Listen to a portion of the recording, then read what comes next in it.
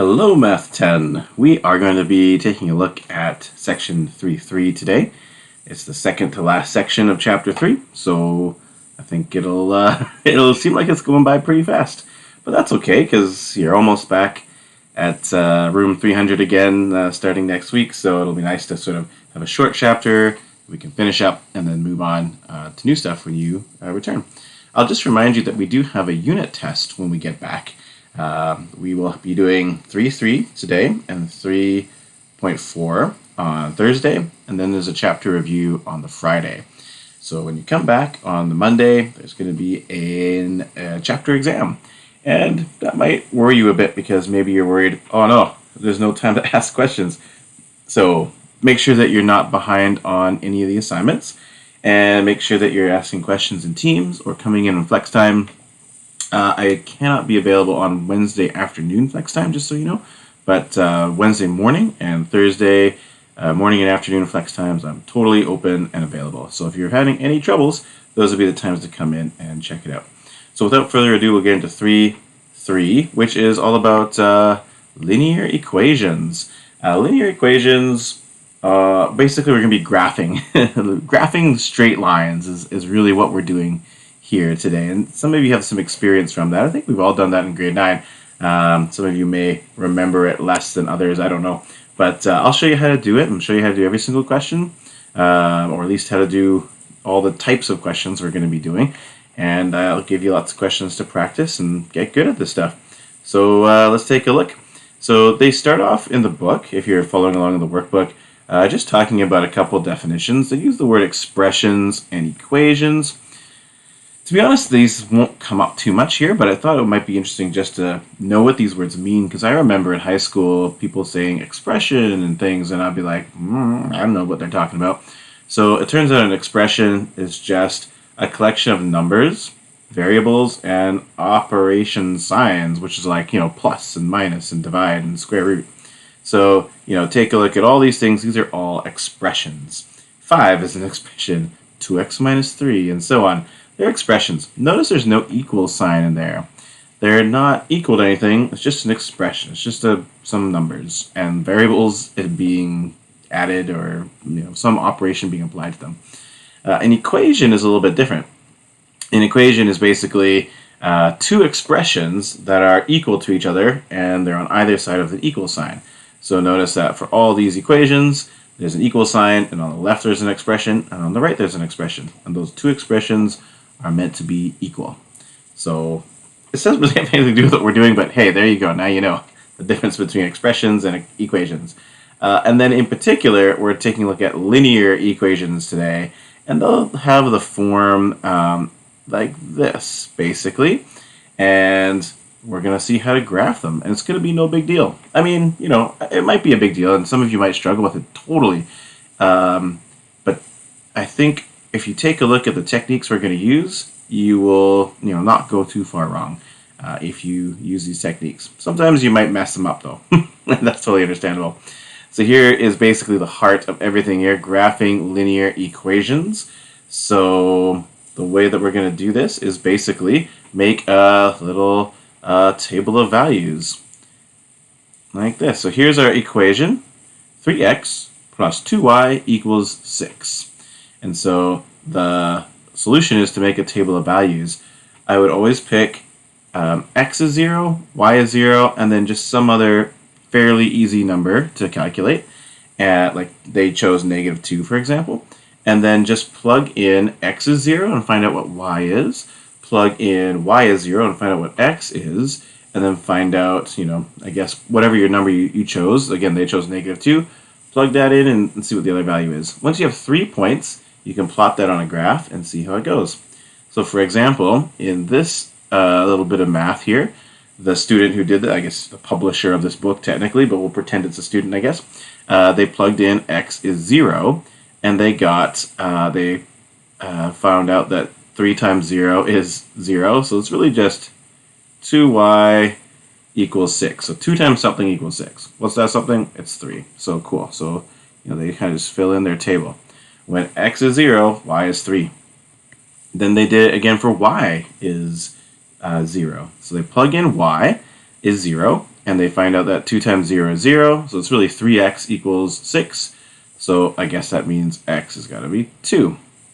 So we're creating this table of values. And then they chose just whatever number, they wanted to. They just chose -2. You don't have to choose -2. You can choose a different number, but maybe choose something a little bit further away from 0. 1 is a tempting one because multiplying by 1 is like, woo, it's great. It's no problem. But it's not very far away from 0, so you might not get a very interesting point. But if you can, try to pick a number that'll make things work out easily. If you see a way to make it work out easily, choose that number. Maybe there's fractions, for example, so maybe choosing the denominator of that fraction so it cancels out the fraction might be a good idea. But anyways, they chose -2, so you find that works out to -6, and then if you solve for y, you'll end up getting y is 6. So there's their table of values. And look here, they actually wrote that for us, so I didn't really need to write that there. So they make their table of values, and then they just plot each of these things, right? So for example, they plot the ordered pair 0, 3. So that's x is 0, y is 3, so that's that point. Then they plot the next one, 2, 0. So that's x is 2, y is 0. And that's always good to get those intercepts. It just is a nice, easy way to solve it. You want to find a third point, though, just to make sure you didn't do something wrong. Because if you have 3 points and they all fall on the same line, if you can use a ruler and connect the line, then, man, you did okay. It's not likely you screwed all 3 of them up. So it's a kind of an insurance policy. If you screw just one of them up, it'll be apparent because it won't draw a straight line. But anyways, the next one was -2, 6, and so that's that point there. And yeah, check it out. It all made a nice straight line. So connect the line, and then don't forget to put your arrows on. I'll draw it terribly, sorry. But don't forget to put your arrows on. They're not as big as my arrows here, but I'm emphasizing it because it actually will be a mark off if you forget to put your arrows. What are the arrows there for? Well, it's just saying that there's more values. Like, we found 3 here, like 3 ordered pairs that were solutions, but there's actually infinite solutions. Any point along this line represents an x and a y that's a solution to this equation, this linear equation. So there's just like solutions for days in all directions. So don't forget to put the arrows on, or it's actually technically wrong. You'll lose like a half mark or something on a test.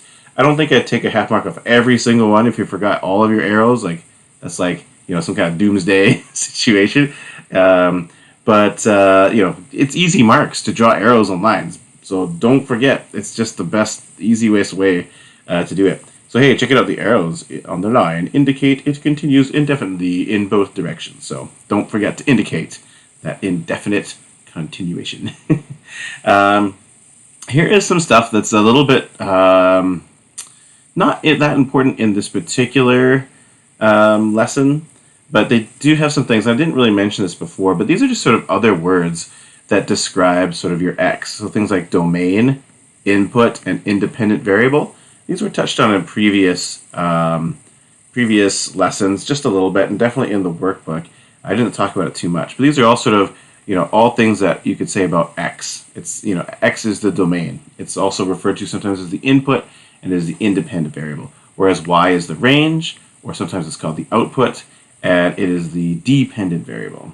So these are just words to know. There's nothing really special about these words, but you might encounter them later on. So I do want you to know about these and be aware of them.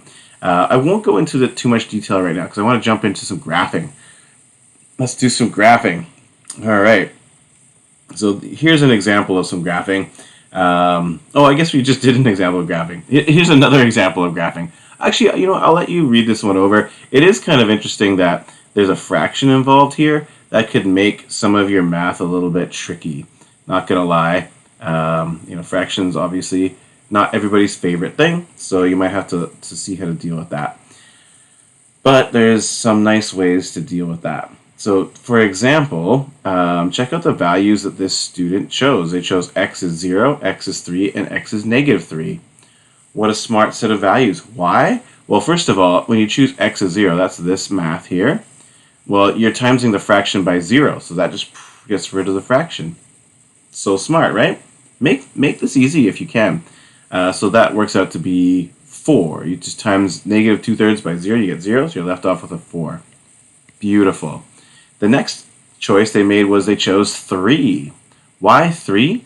Well, check it out. When you multiply negative 2/3 by 3, it cancels out the denominator, so you're left with negative 2. So that's so smart, right? Then negative 2 plus 4 is just 2. It's like 4 minus 2 is what it turns out to be. You don't have to do any common denominator nonsense, you know. You can keep it simple. So if you can find a way to keep things simple, totally keep it simple. So that worked out to be 2. Negative 3 was the other choice they made. So good, right? They're spreading out the values along the x-axis, but they're choosing values that are easy to calculate. So in that one here, check it out. They got negative 3. Negative 3 times 2, negative 2/3. That cancels that out, and the negatives cancel out too. So it just works out to be 2. So 2 plus 4 is 6. So there we got these values, and they just plotted on this line. They connected the dots. They put arrows on the end. Bam! They're done. So good. I love that method of choosing values in your table of values that are easy to calculate. So don't hesitate. Of course, you do have a calculator, so you're good to go with the calculator. But you don't want to get into a situation where you have like a decimal number. You're trying to graph that. That's just not good. You want to try and get whole numbers. So if you got fractions, that's a good way to deal with them. So here's the homework questions for 3-3. We are going to be not doing. I mean, I guess we could do question 1, but I think I'll ignore it. I want to jump into question 3 and 4. That's the real core to these questions to this section. So here they're saying determine for question 3, by the way, determine whether the given ordered pair is a solution for the equation. So what you want to do is just plug in these numbers and see if you get two sides to be equal. So for example, I'm going to plug in 2 for x and 3 for y. So there's not much room to write, hey? I got a little extra space here. Let's see if I can get it. Got some like scrap paper, digital scrap paper over here, Word documents open. So I'm going to plug in, can I make that happen? Yeah, I can. Cool. 3x minus 5y equals negative 9. And they're asking to see if 2, 3 is a solution. So this is saying, hey, this is the x and this is the y. Is that a solution? Well, let's find out. Let's plug it in. After I plug in 2 and 3 for x and y, if that works out to be 9, then I guess that's a solution. So or negative 9, I guess. Then it turns out to be a solution. So let's find out. So I'll plug in 2 for x and 3 for y. So let's multiply. Don't forget to multiply before you subtract. That's good old bed math there. This will be 6 minus 15 equals negative 9. And what's 6 minus 15? Hey, if that's a difficult question for you, just use a calculator. No shame in that at all. It does work out, I'm pretty sure, to be negative 9. Hey, so if you get this sort of at the end, like something equals, you get the number staring back at itself, then yes, it is a solution. You could say yes, or, y would be fine by me. That proves that 2 and 3 are a solution to that equation. So you're going to do a few of those. I'll say, let's do these ones here, A, C, E, G. And there'll be some weird ones. Take a look. Wow, that's pretty close up. Sorry. I don't know why I can't move this. I'm like using the scroll bars. Wow, I went too far. Here we go. Check out this one. It looks kind of a little scary, right? But that's okay. You got your calculator, so feel free to use that calculator and help you to calculate those things. Oh, surprise! It's question G. That's the hard one. G, we're on to you, workbook. We know what's going on. So that's question 2. Now you're gonna do question 4. Question 4 is a pretty big deal. We mentioned that there's a unit test coming up, right, for chapter 3. Well, guess what? There's gonna be a lot of graphing. Not joking. Graphing is gonna be a major component of this upcoming test, especially graphing linear equations. A big deal. Probably the biggest thing from this chapter, to be honest. So it pays to work hard to practice this up. So I'm going to show you how to graph these. I guess we just did some examples, right? It's going to be the exact same thing that we just did in those examples. Let me slide this over. You're just going to make a table of values, and you're going to basically plot the values you get. You're going to always choose 3, and you're going to try to choose values that will be easy to calculate, right? So there you go. I think this is very similar to the example we did together earlier. So, definitely we'll do A, C, E.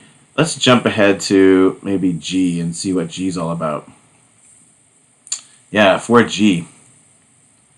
4G is going to be tough, right? So here it is. It's y equals negative 3 over 4 plus x. Sorry, let me get my eraser out here. X plus 1. So I'm going to make a table of values. I like to do it, I don't know. I like to do it vertically myself. X, it kind of fits in there. So I'll pick a value for x and then find out what y is. I'll do that 3 times, and then I'll just connect the dots that I plot onto my graph. So what will be some smart values for x? I mean, you could choose values for y as well. I'm going to choose 0 as one of my values. Y, check it out. If I plug in 0, I get negative 3/4 times 0 plus 1. Yeah, because this times 0 is just 0. So that just going to equal y equals 1. 0 plus 1 is 1. Cool. And you can plot that right away if you want to. X is 0, y is 1. That's going to be right there. I'll choose another value. What will be another smart value to choose? I would probably choose the denominator of my fraction, 4. Why? Because if I multiply a fraction by its denominator, it cancels out the fraction parts of it. Here, I'll erase this and start again. So now I'll do y equals, I'll choose 4. So y equals negative 3 over 4 times 4 plus 1. You times a fraction by 4, or not fraction, 3/4 by 4. It cancels out the denominators, so you're left with minus 3 plus 1, which works out to be negative 2. So 4 and negative 2 is another point. Now technically you could plot that and draw the line. I could go 4, 1, 2, 3, 4, minus 2. Like that does make a line. But if one of those is wrong, like you would just draw the wrong line. So I'd like to do a third one, and then I'll see if that one also makes a line. Because any 2 points makes a line. 2 wrong points make a line. A wrong point and a right point makes a line. But 3 points, if there's one of them that's wrong, it'll really stand out. So super good to do 3 points. I don't think you have to do more than 3. If you got time left over, I guess you could do more if you were so inclined. But 3 is a good number to shoot for. So I'll choose a third one. What would be a good value here? Well, negative 4 I would choose. It's going to be much easier to calculate than any other number I can think of. I mean, maybe like 8 or something that's a multiple of 4, but this is just straightforward good. Check out y. You probably already know. You're going to times it by negative 4. So if I multiply these together, I cancel out my denominators, and negative times a negative is a positive. So that's going to leave me with positive 3 plus 1. And that's going to be 4 altogether. So 4 and negative 4 is another point. Negative 4 and 4. So x is negative 4, 1, 2, 3, 4, and positive 4, 1, 2, 3, 4. There it is. And yeah, look at that. That looks like it makes a line, right? I wish I had a ruler. I would totally use a ruler. I recommend bringing a ruler for your unit test. And when you're doing your homework, use a ruler to make that nice and sharp. I know you could just draw that line in there. But, I've seen some students do some real wacky things. Like, I don't know if it's just like, I don't even want to draw a terrible line. I'll do my best to draw it. But I've seen some people just really flub that line. If you're not good at drawing straight lines, there's no shame in that. No one's judging you. No problem. Bring in your ruler. Look at this. Here's my ruler right here. I'll try to have some rulers, but I can't promise I will. I don't have that many rulers, but we'll see what we can find. But you can bring your own. And then, this is so bad, but I guess, it's not good. I would accept that on a test. That's not terrible, but, I mean, just draw a straight line. I don't have a ruler. Could I have used this as a ruler on the computer screen? Well, I kind of can. Let's see. Oh, I could just use this ruler on my computer screen. I'm such an idiot. Anyways, it's not perfect, but it's better than what I did. So I guess I'll take my own advice and use a ruler for the rest of these questions. Okay. So that's how we do these questions. We basically just make your table of values, and I'm showing my work over here because it's a little bit hard to do. Definitely try these fraction ones. What about the decimal ones? Yeah, decimals. You got all sorts of stuff. So for a decimal, I would recommend turn it into a fraction. I mean, if you can think of a way to just multiply that without too much trouble, you're welcome to do so. But that's okay. Let's erase. Let's take a look at something like this. So for I, we have, this is for I, 1/2 x plus 0.6y equals 3. Cool. 0.6, it can be written as a fraction. I can rewrite that as 1/2 x plus 6 divided by 10y equals 3. And then, I guess to finish it off, I could reduce that fraction. That reduces to 3 over 5. So I'll just reduce it. So 1/2 x plus 3 over 5y equals 3. Alright, so that's a pretty reasonable thing to do. I guess we'll get started on solving this. So what do you want to, how do you want to approach this? You want to pick a value for y and then solve for x. If you got both x and y on one side of the equal sign, probably 0 is a good call. Choose x and y as 0. I like that call. And then choose just one more value. So here I'll make my table of that. I'll use my ruler. Using my ruler. Here we go. It's so hard actually. It's not actually easy to use a ruler on a computer screen. I did okay. So x and y. So let's choose x is 0 to start with. That's a good choice. Because if I put in x is 0 plus 3 over 5y equals 3. Well, 1/2 times 0 is just 0. So I'm left with 3 over 5y equals 3. So 3/5 of y equals 3. What's 3/5? So one way to solve this is to, I guess, just undo what's being done to your y. So for example, I'm timesing by 3/5. So that means I can divide by 3/5 to cancel out. And what's dividing by a fraction? It's just multiplying by a reciprocal. So I can multiply this side by 5 over 3 and multiply this side by 5 over 3. So 5 times 3, that's just going to basically cancel out, right? I'm going to get 15 over 15y, which is just 1. And over here, I'm going to get 3 times 3 times 5 over 3. Well, times 3 divided by 3 cancels out. So I'm left with 5. But 15 divided by 15 is just 1. So that was legit great. That's already my answer. So y is going to be 5. So that's it. So I'm going to plot that. X is 0, y is 5. 1, 2, 3, 4, 5. Bam. See how I did that? Now I would do the same thing, but I would choose y would be 0. And that's good because I got the x and y on both on the same side. So I just do this again, but this time I choose y as 0. Erase. So I would do 1/2 x plus 3/5 times 0 equals 3. That's just going to turn into 0. So plus 0 is nothing. So 1/2 x equals 3. So something times 1/2 gives us 3. You can probably guess already it's going to be 6. 6 times 1/2 gives you 3. But if you wanted to solve it out, I could times both sides by 2 over 1, which is really just 2, right?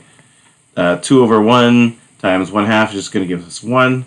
So that's going to be 6. X is 6. So 6 and 0.